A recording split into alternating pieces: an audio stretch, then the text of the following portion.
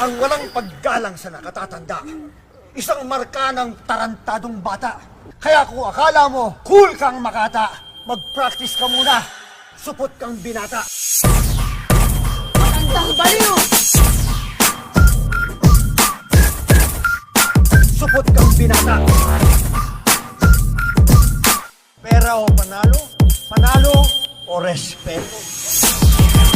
Ilang taong kaya mong tiyagain para sa respeto.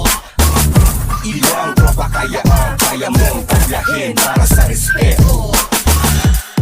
Baliw! Halabida, sa aking halabida, meron pa magaling na nagawa natin pa. Na hari sila kahit ako